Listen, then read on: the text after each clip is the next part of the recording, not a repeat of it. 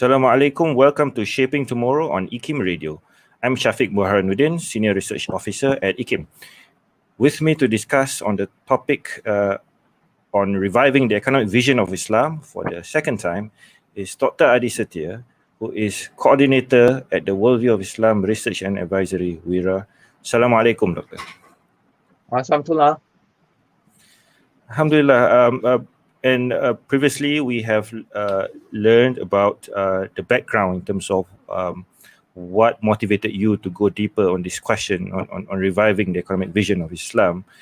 And you did mention about the fact that since the world economic crisis in 2008, that sort of triggered you to look into the broader discourses on economic thought in the West as well.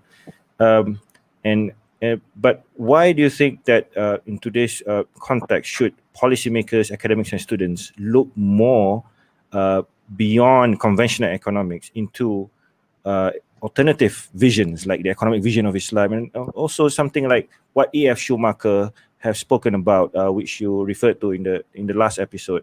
I think one area is, that, to my mind, perhaps is the fact that the economic tradition of Islam offers, as what A.F. Schumacher states, of a meta-economic, which is greatly neglected by the conventional modern economics.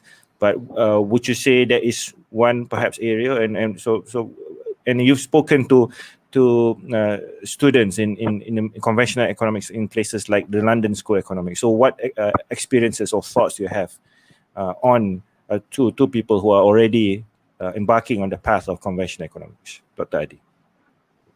The things that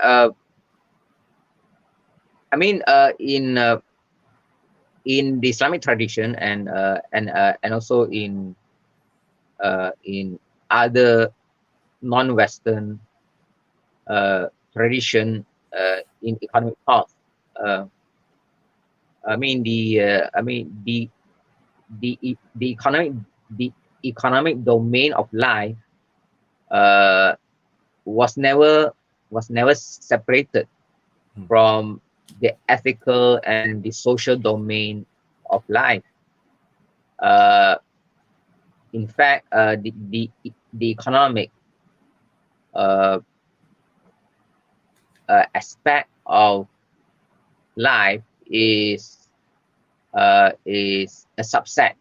It's a subset of the larger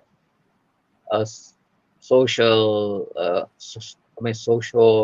ethical context, right? Yes.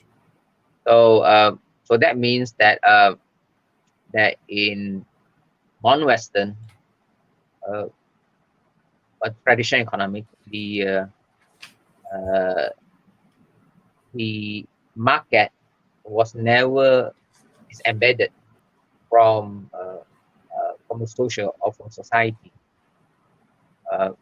right? So that means in traditional societies, and also of course by extension in traditional thought, the economic dimension was always embedded in the larger social cultural dimension, right? Right. So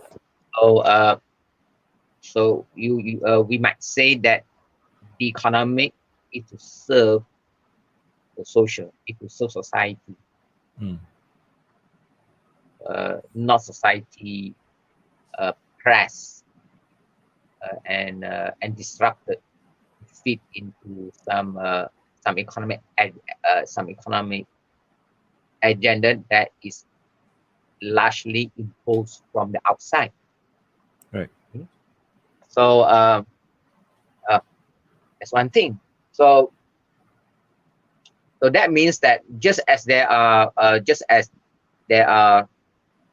biodiversity in the world, and just as there are cultural diversity in the world, different society, different religions, different traditions, different cultures and societies, some are more market driven, some are more on a subsistence mode of organization of livelihood.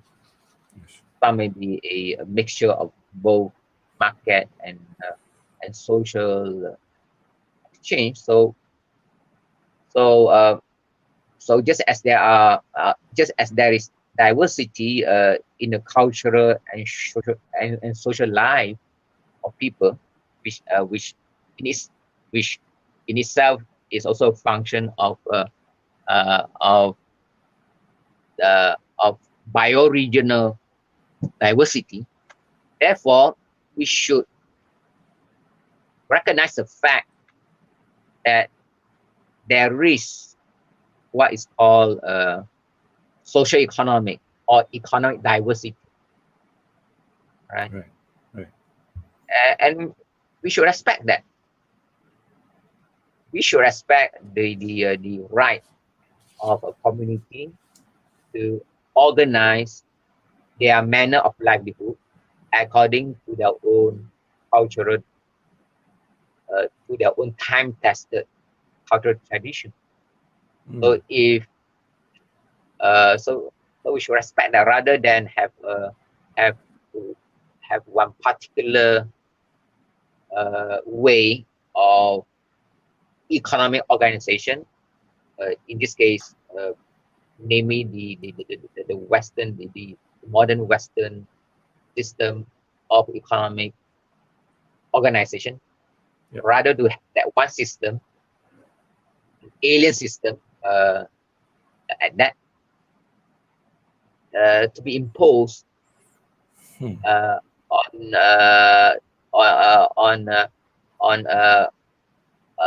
the social diversity or the social cultural diversity of different people, and flatten everything to the demand of that one system, that the current neoliberal financial capitalism.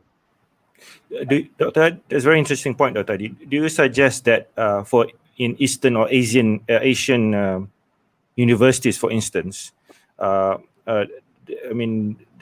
this fact should be recognized in the content of the teaching of economics, for instance? So perhaps in Muslim countries there should be also content, alternative content to the mainstream conventional neoliberal economics, with the Islamic vision, or in some countries maybe there should be Buddhist economics, for instance. Do you suggest that there should be this diverse, different perspective and schools of thoughts of economics to be taught in universities? Do you think that is of prime importance? I mean, we have to decide what should or should not be mainstream, right? As appropriate to our context. For example, like in Malaysia, Malay Muslims are the majority, right? And we have a rich tradition in economic thought and practice.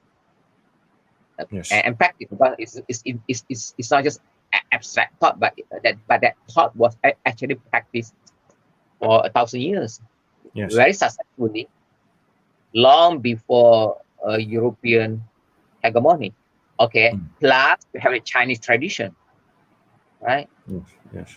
And Malaysia, the Chinese is a major or the second largest ethnic group, right?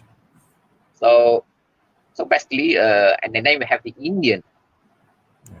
Indian. Let's say I think most Indians would identify with the economic vision of Gandhi, right? So what should be mainstream in the Malaysian context is plus. So we have the Muslim tradition, the Chinese Confucian, maybe dash Buddhism tradition, and then you have the Indian, which I think kind of nicely captured by Gandhian economic thought. Right. Plus, we have indigenous like Orang Asli and Pribumi economic organization, right? Right. Which may or may not be articulated in conceptual terms, but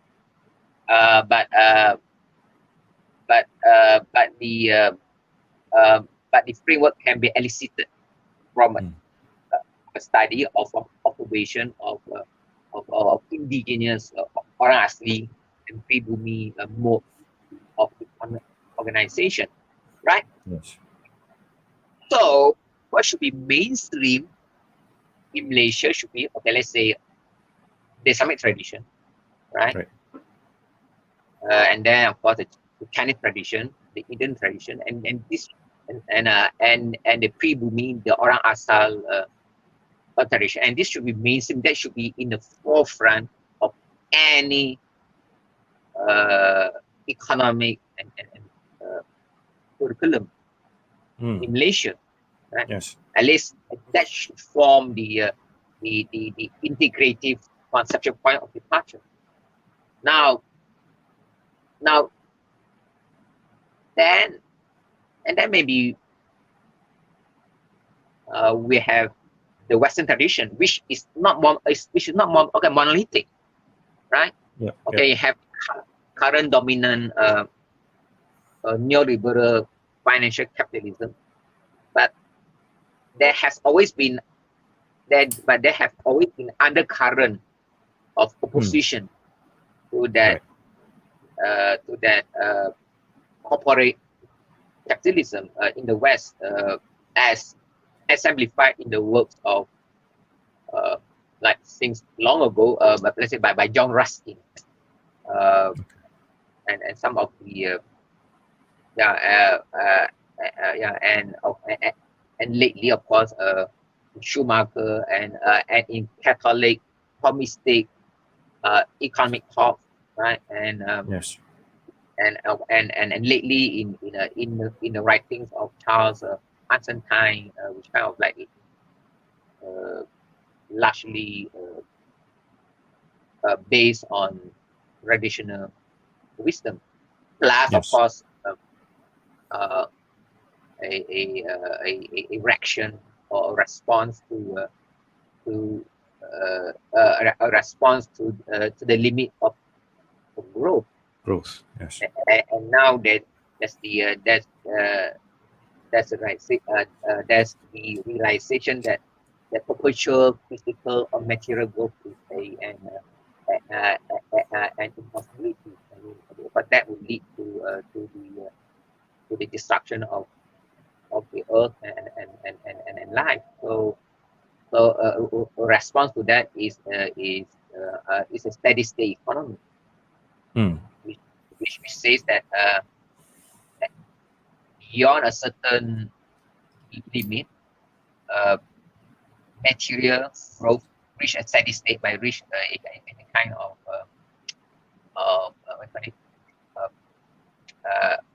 plateau, beyond which the focus of growth is not on material or financial accumulation, but more in intangible form of growth, like growth in the quality of social relation, growth in the quality of family life, growth in the quality and amount of leisure time to creative, meaningful interest, and so on and so forth. So when it comes to the West, apart from the current dominant neoliberal financial capitalism, we must also give more space to the many fruitful, like positive counter-economic thinking in the West, which is to a large extent compatible to the ethical moral principles underlying non-Western economic tradition, including Islam, Gandhian economics, Buddhist economics. Yes. Speaking of growth and the limits of it, Dr. Adi, considering your research and understanding of the economic vision and economic tradition of Islam, how would you propose to be how would you consider to be the idea of economic development, for instance, or prosperity in today's context? There's a lot of these loaded terms or key big terms are being bandied around these days, perhaps coming from a particular perspective and economic tradition, but based on your insights and your understanding of Islam, how would you propose re-articulating the idea of economic development or prosperity, for instance, Dr. Adi? I mean, we should respect how each culture, how each faith tradition or cultural tradition defines what it means to be prosperous, or what it means to have well-being, or what it means to have development, right? Case in point. Okay, I mean, it won't be development if we have a kind of that development that is forced down your throat by people from the outside, from people outside your community, and they come in, right, with total arrogance and say, okay, this is the development for you, take it or else. Right. But people, for all they know, they've been living prosperity on their ancestral lands for eons. So who are these outsiders, whether the government or whether some corporation, to come in and say, this is development for you? Right. When in fact, from the local perspective, wow, I'm okay. I have enough to eat, I have enough to wear, I have a rich cultural life, I have a rich environment, a stimulating environment, and I'm okay, right? And we do contribute to the so-called regional or large economy, right? Yes. So who are we? Who are we in the government? Yes. Or in some big corporations come and say, this is for you. Yeah. Right? So what's actually happening is a legalized land grab, right? Legalized land grab that has been happening for decades in Malaysia. Yes. Right? So and in the process, a lot of people has been possessed of the ancestral land, and of course, when people are possessed from the ancestral land, they lose their source of cultural identity and the source of meaning in life, and then and their economic self-reliance, and now they are forced to become police for plantation, right? If they get those jobs, right? Otherwise, they're kind of like let's be fast, that or to rummage for crumbs in the trash dumps, right? And that's happening in Malaysia all the time. Right. And if the government is doing nothing about it, then it's a duty of civil society, people like you and me, to come together and do something. Right. Because it is a scar on our conscience. We, the so-called middle class, will have our lifestyle sustained by the revenues generated from this systemic land and asset grabbing, right? I mean, so we should refuse as decent people to continue to be complicit directly or indirect in this systematic dispossession of marginalized people, right? Yes, yes. Also, Dr. Adi, I think that makes a more stronger case in terms of why we should sort of draw from or reconsider and in fact revive as what you have been doing for almost a decade now or more, the economic vision of great religions and traditions like Islam. And indeed, you made the point that as far as Muslims are concerned, we have a track record, we have a 1,000-year track record in terms of the practice of this kind of based on this kind of vision, a distinctive kind of economic organization based on this economic vision of Islam.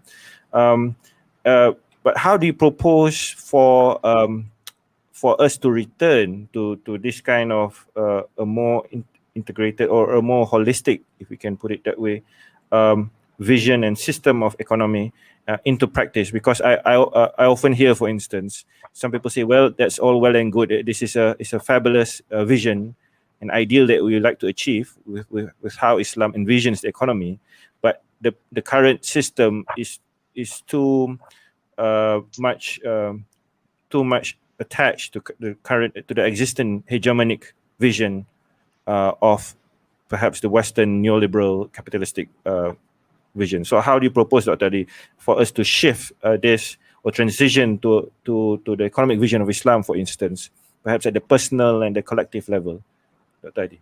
First of all, we have to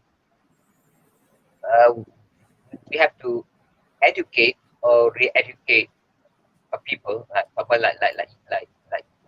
like the youth who have an interest in economics and politics, and we need to have more socio-economic dialogues among the different faiths tradition in Malaysia, including the Pribumi and the Asad, right? So and we need to do this beyond the confine of petty partisan party politics. And yeah, I mean, so we should do that, and we should have, and then we should come together and organize ourselves, right? Yes, yes. And then only then can we have put pressure on the government. But if the people like you and me have no idea the difference between like a true economy of life and then that false economy of death, you humanize as development, then then nothing is going to change, right? And if the current education system like that at the universities are too slow to change, that no problem, we can organize independent institute or independent educational societies to teach the true vision of the economic life. To right, last we can do we can fund, we can invest in each other as members of civil society. We can invest in each other to fund pilot projects on the ground. Yes. and And bring that in Malaysia to a different group, different society. We can do that. We do not have to wait for the government. Right. We do not have to for the old timers in the government who seem to take a long time to ride out into the west. Right? Mm. Right? We let a lot take care of them. But meanwhile, we do work on the youth, on people like you and your peers. Right? yes, So if we do that, then of course we can do a lot of things. We can bring change. Even now, but for some this program is change, really like a small change for the better, right? yes, And inshallah, next week we are going to start our Islamic Give Islamic Give Economy Dash the program of ethical, appropriate, and regenerative livelihoods. It's a 54-hour certified course that has been going on every quarter for since last year, and also and not to mention numerous classes like systematic courses in in the true and meaningful economic vision, right? yes, So so and also when we talk about the Islamic vision and practice of the economic life, when we say Islam, it wasn't like just restricted to Muslim. right, Like okay, Islam was like a global, was a global civilization, and that civilization was populated by many different cultures and people of different religions, and they all interacted and they all traded with one another, and there was no one particular race or particular group that had a monopolistic hegemony over that 1,000 year of international and also local and regional commercial exchange before the European crashed the party. Right. So they but yeah, we have that. So yeah, so right, and so it was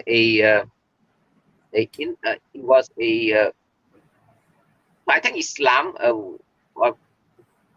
from the economic point of view as a civilization, it has always been a civilization of free and fair and open commercial exchange between all kinds of peoples of different faiths, yes, and there was no single hegemonic body called the World Bank or the WTO to impose their one-sided so-called rules-based system mm.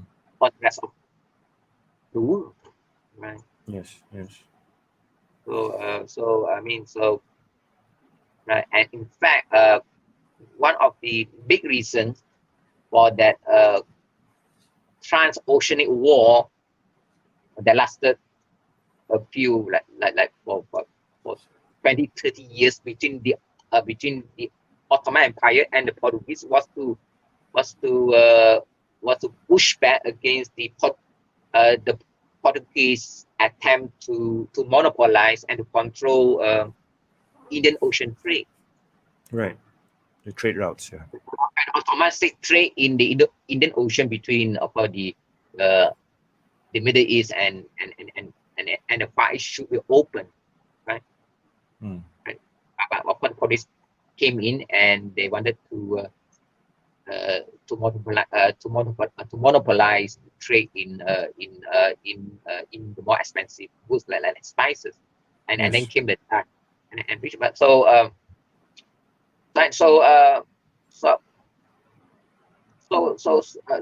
anyway, there's a lot of things we can do. Education or re-education plus starting pilot projects just among ourselves. Yes, Dr. Adi, and indeed, I think you have done many of those over the years in our country, in Malaysia and beyond. I think we bear witness to the wonderful projects you've done with people from different countries, South Africa, in the US right now, I believe. And inshallah, we hope to benefit more from your insights on our economic history, our economic tradition and economic vision in subsequent episodes. Inshallah, we have the opportunity. We are really grateful for these 2 episodes to begin with. Alhamdulillah, on Shaping Tomorrow. Ladies and gentlemen, we are really privileged to have with us Dr. Adi Setia, who is the coordinator of the Worldview of Islam Research and Advisory, to share with us on the topic of the reviving the economic vision of Islam. Thank you very much, Dr. Adi. With that, wabillahi taufiq wal hidayah. Wassalamualaikum warahmatullahi wabarakatuh. Thank you.